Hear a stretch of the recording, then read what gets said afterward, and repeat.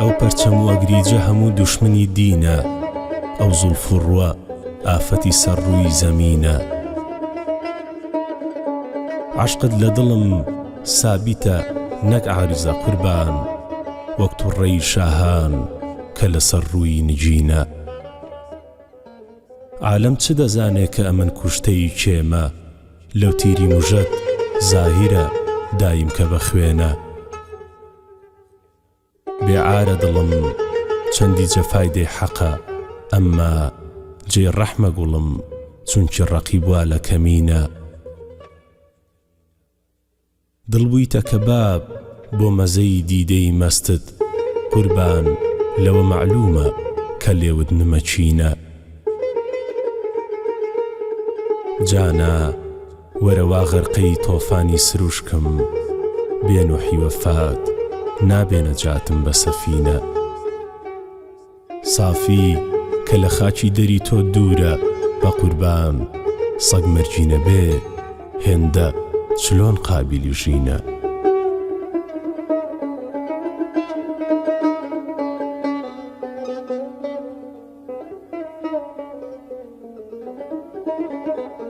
لە تاوی چاوەکەی مەستت دوو چاوم پڕ لە خوێناوە، حەنایی پەنجەکەی دەستت بە خوێنم ڕەنجی هێناوە.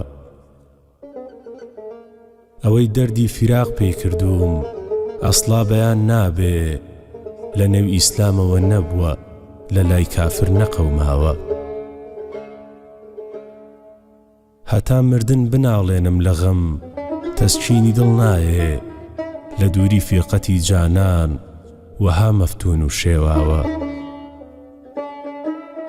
دەوای وەصلی نەبێ ئەسڵا شیفای دەردی دڵم نایێ، لە ڕێگەی خوا عیلاجێکم بکەن تاکو نەفەزماوە.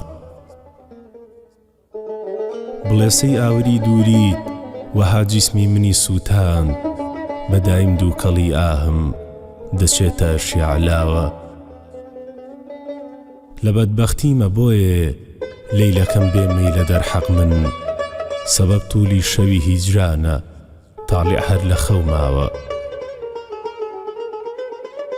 لە صافی گەردەپرسن بۆچی وا پەژموردەیە ئێستێ، لە خزمەت یاری دوورە بۆیەوە غەم دەوری لێداوە.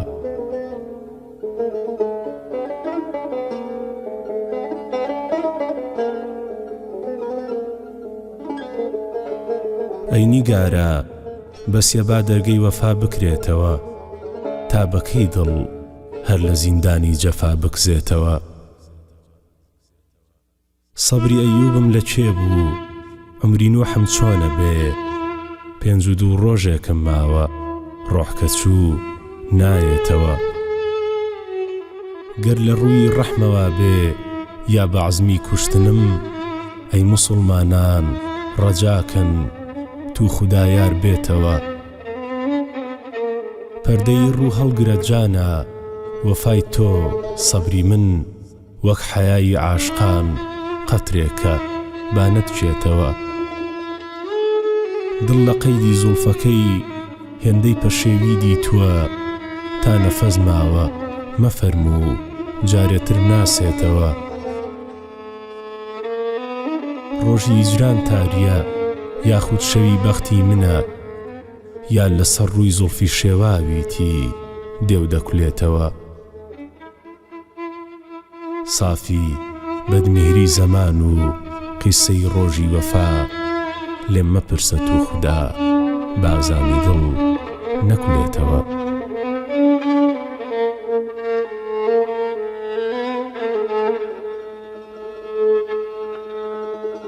عارزی یارم گرۆی حوسنی لە گوڵشەن بردەوە، بۆیە گوڵخاری غەمی سەر تا بەپا دەرکردەوە. گریە و زاریم لەگەڵ بولبول قیاسی ناکرێ، چونکە تا مردن دەناڵم من بەیەش و دەردەوە.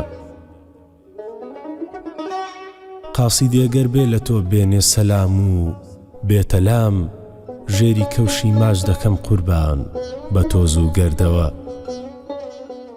ئێشی زامم وا لە بەینی عالەما معلوم بووە، گەه لە خوێنی چاوەکان و گەه لە ڕەنگی زەردەوە. سەر بە زانووی جەفا جانە لە هیجران تابەکەی، دەستەوە ژنۆ دابنیشم بەو هەناسەی سەردەوە. دەردی من بەو چاوە بیمارەت ئەگەر دەرمان نەکەی، چۆن بە ئومێدی شیفا بم لەو دڵەی وەک بەردەوە. گەر بڵێن سافی لە عیشقی لەیلەکەی کوێی جێگەیە، تۆ بڵێ مەجنوونە سیفەت ڕووی وا لە چۆڵ و هەردەوە.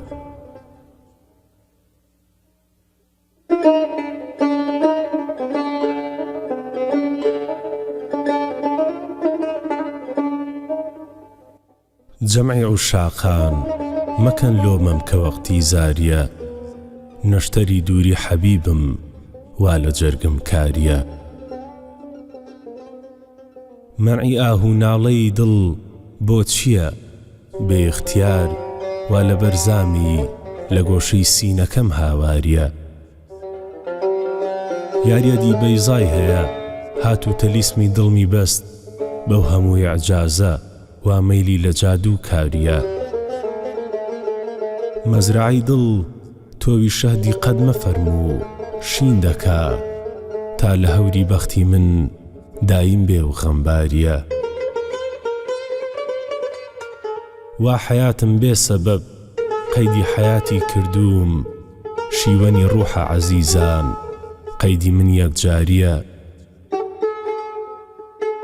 شەو بەبێ شەمعی ڕوخت پڕ زوڵمەتە خانەی دڵم، ڕۆژ بەبێ ڕۆژی جەماڵی تۆ سیا و تاریە. نەقشی زار و لێوی یارم نایەتە جەدوەلکەشی، مانی چینیش واتە حەیورمە لەو پەڕگاریە. چونکی مودێکە لە یاری باوەفا دوورکەوتوم، قوتی شیرینم درێغا وا لە ژەهری ماریە. نەزەتە سادەردی سافی هەر لە دوو لا دێشیفای، یا بە وەسلی ڕووی یارە یا بە لوتفی باریە.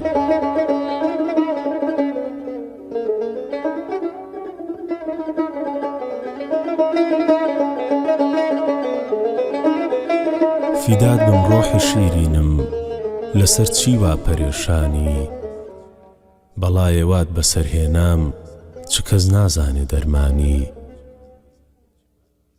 زەمانێکە لە گۆشەی بێکەسی ڕەنجوری تۆیە دڵ، حەبیبم کەعبەکەس نابێ ئەگەر خۆت بێ سەردانی. کەسێ لەم عەسرە نەیدیوە بەشەر وەک تۆ لە شیرینی، تەحەیوڕما لە تەسویرت ئەگەر نەقاش ئەگەر مانی. لە منداڵیوە تەوقی بەندەگی تۆم هەر لە ئەستۆیە، وەکو قومری دەناڵێنم عەزیزان دولبەرم کانی. وەرە سەر چاوەی چاوم بنۆڕە سەیلی خوێنینم، قیاسی ناکرێ ئەسڵا بە حەوز و جۆگە و کانی. بڵێنە شۆخەکەم تاکەی لە دووری هەر بناڵێنم، وەکو عارەب چییە جارێ کە دەستم گا بە دامانی. هەتا وێستا کە مەشهور بوو بە بەدنامی لە عشقی تۆ، چ باکی لۆمەی غەیرە لە مەولا سافی هیرانی.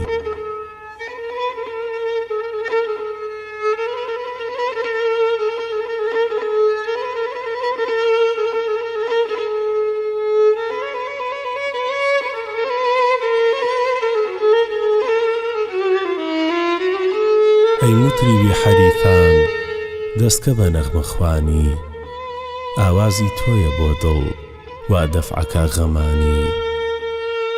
بەزمت شیفایە سادەی بۆم لێ دەبەر وتونەی، ئەو دەردەی دڵ هەتاکەی چی ماوە عمری فانی. موتریب بە ساز و نەی بێ، ساقی بە جامێ مەی بێ، تا عاجزیمە تەیبێ ڕووکەی نەشادمانی.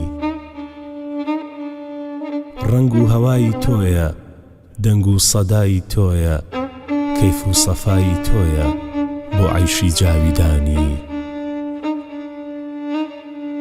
با ساقی ڕوو لەمەیکە بێ دەفعی ئەو غەمەیکە، جمشیدی جام و کەیکە چێدای ئەمانی مانی. بۆم لێدە چەنگ و عودە ڕەمزە لە یا و دوودە، بۆ کوێریە حەسوودە ئەم سیڕە با نەزانی. ساقی لە دڵ حەزەرکە چارەم لە دەردی سەرکە، جارێکی یەک نەزەرکە بۆ سافی هیرانی.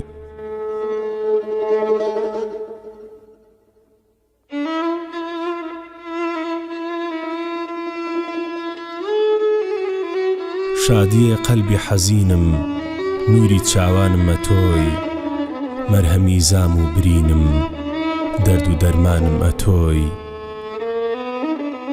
وا لە تاریکی فیراقت ڕێگەکەم ون کردووە، شەمعی بەزمی جان و دڵ ماهی درەخشانمە تۆی. گەر بەدەستی خۆتەوە قەتڵم بکەی مەمنونی تۆم، سەد ئەوەندە مستەحەقم قاتیلی جانمە تۆی.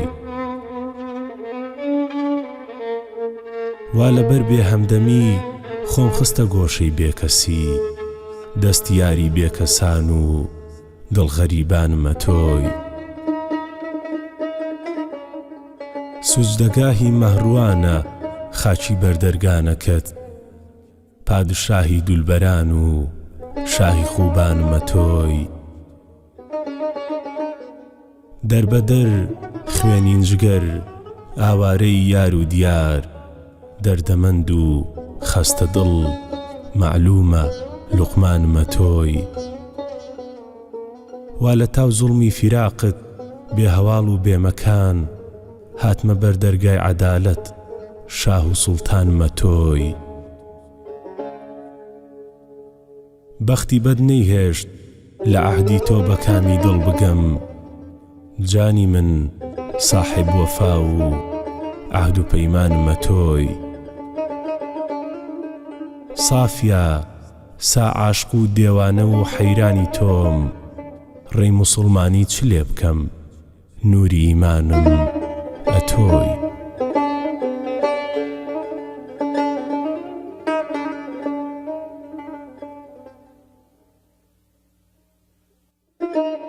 من و دڵیم ڕۆ و شۆخە لە خۆشی یەک بەدەی کردین، لە جامی لەعلی سەرخۆش و مقیمی مەیکەدەی کردین.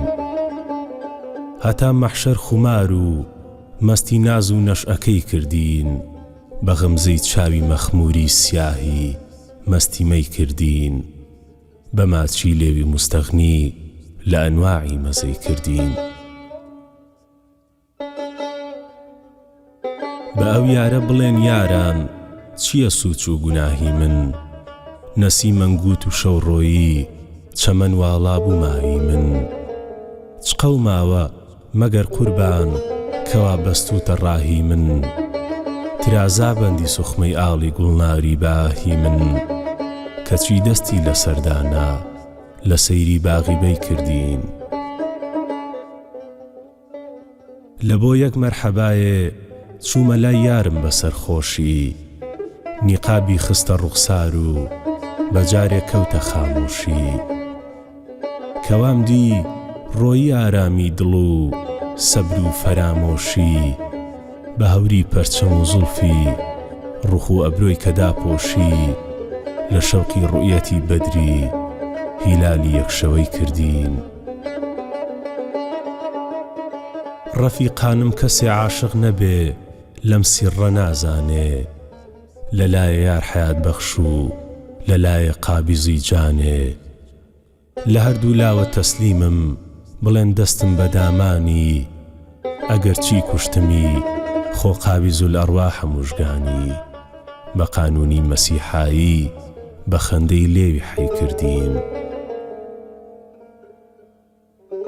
لە بۆ خوێن ڕێژی عوشاقان نیگارم گەرچی بێباکە، وەلێ ئەی دڵ لە ڕووی ئومێدەوە جارێ تەماشاکە. مەڵێ سافی زەمن ئاخر بوو کە زیمدادی کەس ناکە، دەوایی دەردی دڵ ناری لە تاهیربەک تەمەناکە بڵێم ڕۆگوڵەندامێ بە تیرێ جەرگی پەی کردین